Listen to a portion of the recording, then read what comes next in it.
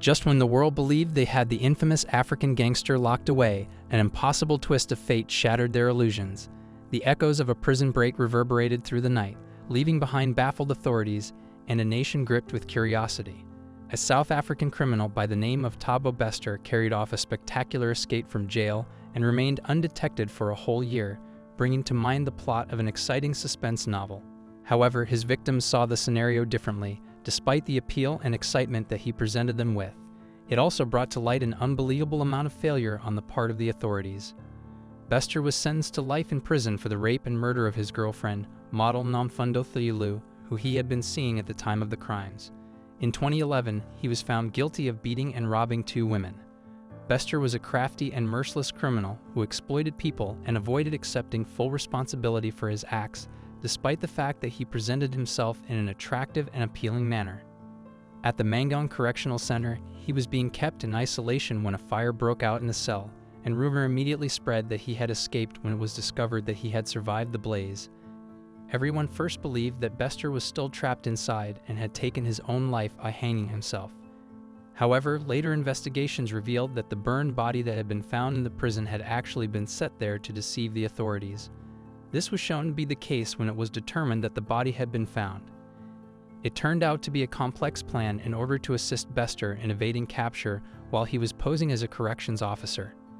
This was something that Bester could do without any problems. He had bribed a large number of people, including employees at the prison and the people manning the surveillance cameras, in order to facilitate his escape. Because the authorities had not made a determined attempt to hunt for Bester, they were unaware of his position for close to a year. This kept them in the dark about his whereabouts. He changed his name and relocated to the affluent neighborhood of Hyde Park in Johannesburg. There he seemed to be having an entirely normal life with his well-known girlfriend, Dr. Nandifa Magudumana, and the public was unaware of his true identity. Ground Up, a journalism group that focuses on human rights, was the first to publish an article that exposed Bester's covert existence. There were pictures in the article of Bester and Magudumana out doing some shopping. Bester and Magudumana made the decision to run away from the crime scene as a result of the notoriety they received from the media.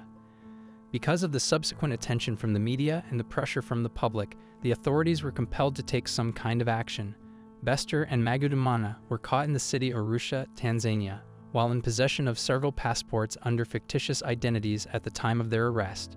They began on their trip in South Africa and traveled all the way across Africa, making stops in Zimbabwe and Zambia on the route to Tanzania before arriving there.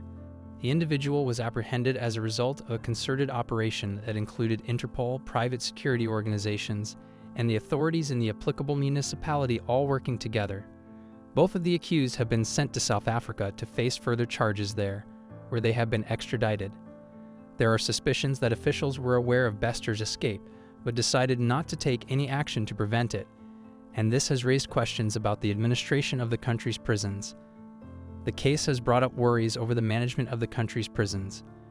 Because of the incident, the government has assumed control of the detention center, and G4S, the security company that was in charge of running the facility before the incident, has admitted that there were holes in the institution's safety measures.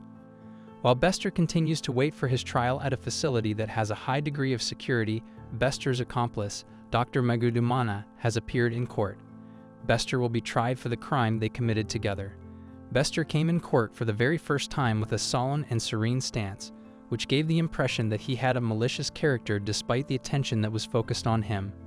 The case has aroused concerns over the likelihood of life sentences in South Africa's prison system without the option of parole, particularly for dangerous criminals who may be seen as beyond redemption.